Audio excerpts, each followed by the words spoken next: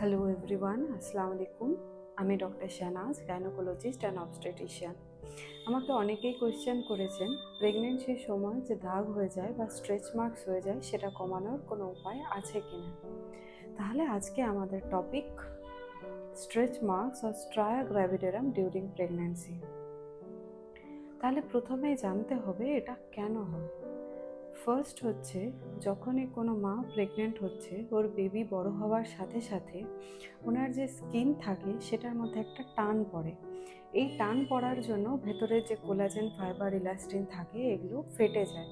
ফেটে যাওয়ার দরুন পার্মানেন্টলি একটা স্কার বা দাগ তৈরি হয়, যেটাকে বলা হয় স্ট্রায়া গ্র্যাভিডারাম।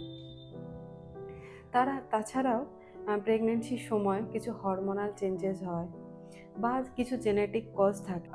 মা বা বোনের ক্ষেত্রে এরম হয়েছে, তাদের ক্ষেত্রেও হওয়ার চান্সেস বেশি থাকে। তাছাড়া যারা আগে থেকেই হেলদি বা একটুখানি মোটা, তাদের ক্ষেত্রে স্ট্রেচ মার্কস হওয়ার সম্ভাবনা বেশি থাকে। এটাকে তাহলে কমাবো কিভাবে বা কি করলে হবে না? হয়ে গেলে এটাকে কমানোর কথা না ভাবাই ভালো, কেন কি একবার দাগ হয়ে গেলে ওটা কমতে চায় না। একটা কথাই আছে, prevention is better than cure. তাহলে এটাকে আমরা প্রিভেন্ট করব কিভাবে?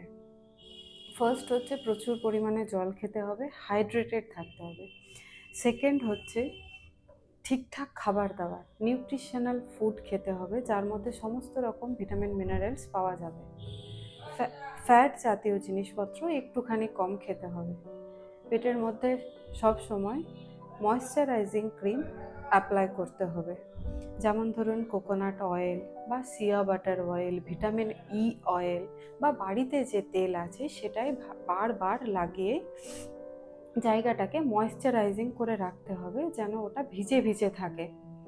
অনেকেই ভাবেন যে আচ্ছা হোক, 5 মাস 6 মাস হোক, তারপর থেকে আমি তেল লাগানো শুরু করব। তাহলে কিন্তু সেটা হবে না। ডে 1 থেকেই চেষ্টা করতে হবে প্রত্যেক দিন এই অভ্যেস তৈরি করার, যাতে থেকে দাগ না হয়। তাছাড়া কিছু হালকা এক্সারসাইজ করতে থাকতে হবে। আশা করছি সবার প্রেগন্যান্সি খুব ভালো যাক। দেখা হচ্ছে নেক্সট ভিডিওতে।